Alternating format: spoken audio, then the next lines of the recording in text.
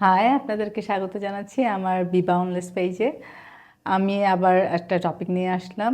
টপিকটি হচ্ছে তাওয়াক্কাল তো আলাল্লাহ, আল্লাহর উপরে ভরসা বা ফি আমানিল্লাহ আমরা বলি যে, বা লিপ অফ ফেইথ যেটা বলে যে সম্পূর্ণই আমি নিজের কোনো চিন্তা ভাবনা রাখছি না, যা হবে আল্লাহ করবে, আল্লাহ ভরসা যেটা আমরা বলি। কিন্তু আমরা কি বাস্তবে সেটা করি? আমরা বাস্তবে কত চিন্তা করি, বলে যাচ্ছে আল্লাহ ভরসা, কিন্তু আমি যখন শিওর যে আমি এখন যেতে পারবো, যাতায়াতের এই জায়গাটাতে আমি পৌঁছাতে পারবো, আমি পুরোপুরি আমি সব কিছু ঠিকঠাক করে রেখেছি, ডেস্টিনেশনে আমার জানা আছে, আমার টিকিট কাটা আছে, আমার সিকিউরিটি সেফটি সব কিছু জেনে শুনে যখন বেরোচ্ছি, আমি বলে দিচ্ছি আচ্ছা, তারপরেও চিন্তা করছি যদি রাস্তায় অ্যাক্সিডেন্ট হয় তো ফি আমানিল্লাহ।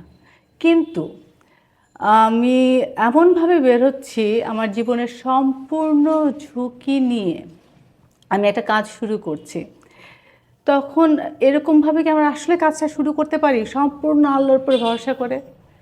অন্য মানে একদম অন্ধের মতো আমি এগিয়ে যাচ্ছি, যেটা মানে জানি না কি হবে, কিন্তু আল্লাহ আমার জন্য ভালোটাই করবেন, এইটাই আমার একমাত্র বিশ্বাস।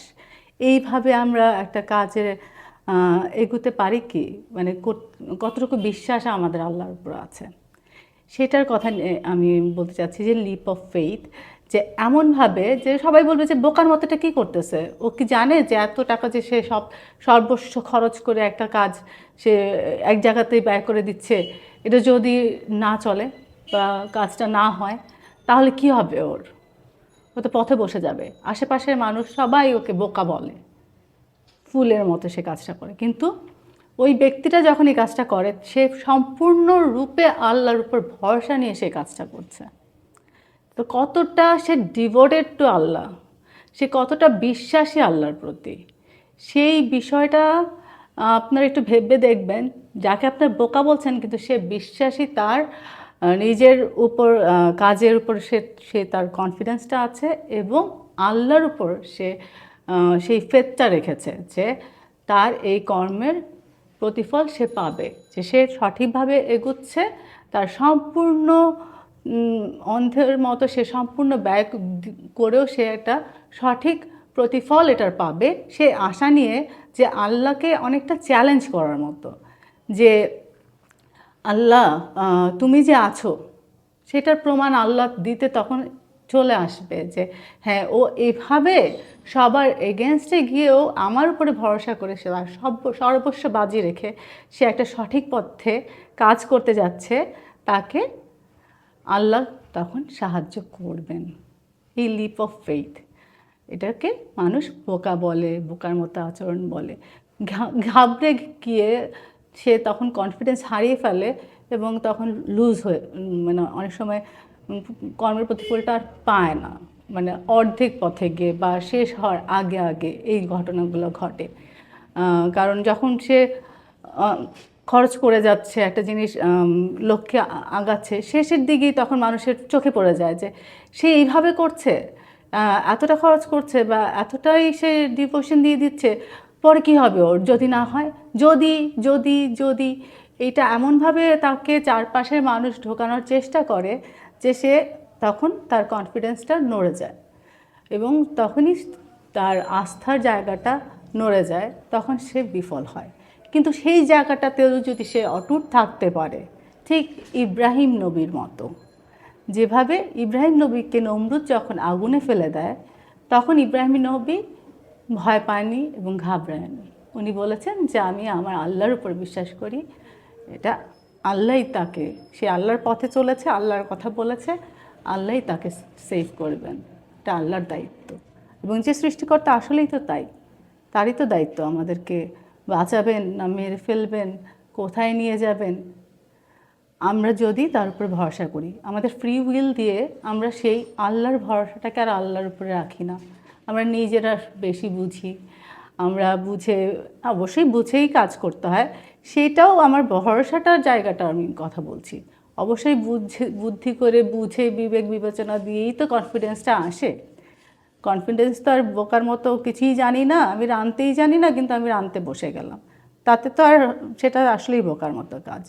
কিন্তু আমি রান্না জানি, আমি কাজটা পারি, আমি যদি এই পথে এই জিনিসটাতে আমার গুণ আছে, আমি এখানেই যদি ব্যয় করি এবং এই কাজটা সঠিক, এই গুণাবলীটা আল্লাহ প্রদত্ত, আল্লাহ আমাকে দিয়েছে, আমাকে এটা নিয়ে আমি যদি আগাই তাহলেই আমি অনেক ভালো করতে পারবো। সেই কনফিডেন্সটা নিয়ে যখন আমি আল্লাহর উপর ভরসা নিয়ে আমি আমার সর্বস্ব দিয়ে একটা কাজ শুরু করব, তখন আল্লাহ অবশ্যই সেখানে সাহায্য করবেন। আমি এই কথাটাই বলতে চাচ্ছিলাম যে এই চলার পথে, আল্লাহর উপর ভরসার পথে কখনো দোমনা বা যদি, কিন্তু ভয়টাকে নিয়ে আসা যাবে না। ভয়টাকে করতে হবে জয়, এবং একনিষ্ঠভাবে আল্লাহর পথে দাঁড়িয়ে যেতে হবে, আল্লাহর উপর বিশ্বাস নিয়েই চলতে হবে, তাহলেই এটার সঠিক কর্মফল আপনারা পেয়ে যাবেন। আমি এখানে একটা কথা বলবো, আল্লাহ আরেকটা কোরআনে আপনারা বলতে পারেন যে যারা আল্লাহর উপর ভরসা করে না, 2 নম্বরই করে আর্ন করছে, তারা তো অনেক কিছু করছে, অবশ্যই অনেক কিছু করছে। আল্লাহ কোরআনে এই কথাটাও বলে দিয়েছে যে যে যারা শুধু দুনিয়াবী জিনিসই চায়, আমি তাদেরকেও তাদের চাওয়া পূর্ণ করে দিই, তারা শুধু এই পৃথিবীতেই পাবে। কিন্তু সেই অন্যায়ভাবে যে কাজটা করলো, সে কিন্তু তার একটা কর্ম সেখানে যুক্ত করে নিল, সে ওটা অ্যাচিভ করলো, কিন্তু অন্যায় কাজের যে কর্মটা তার যুক্ত হলো, সেই অন্যায়টার প্রতিফলও তাকে ভোগ করতেই হবে। তো ওই কর্মটা খারাপ করব কি না, নিয়তটা আমার কীরকম কী, সেটাই হচ্ছে আসল বিষয়, যে আমি নিয়ত সঠিক রেখে কাজটা করতে চাচ্ছি কিনা, আল্লাহ ওখানেই জাজমেন্ট এবং জাস্টিস ওখানেই দিয়ে দিবেন। আল্লাহর সাহায্য ওখান থেকেই আসবে। শুরুটা এবং করার কর্মপন্থাটা কী, সেটা বিবেচনার বিষয়টা ওখানেই আল্লাহর উপরে ছেড়ে দেওয়া, এবং নিজের কনফিডেন্ট থাকা যে আমি আল্লাহর পথে চলছি, সঠিক কাজটা করছি। কাউকে খুন করা বা অন্যায় কাজ করা আমরা কিন্তু সবাই জানি, সবাই বলে কি ও না বুঝে করেছে, না, এটা সঠিক না।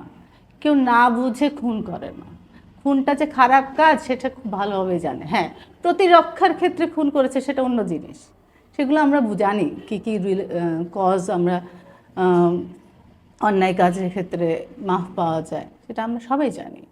তো ভালো মন্দ আমরা সবাই আলটিমেটলি জানি। তো এখানে কথা বলার তর্কের খাতিরে অনেক কথা যুক্তি তর্ক নিয়ে আসা যায় কথায় জেতার জন্য, কিন্তু আলটিমেট ট্রুথ সবাই আমরা জানি যে সঠিক কী আর ভুল কাজটা কী।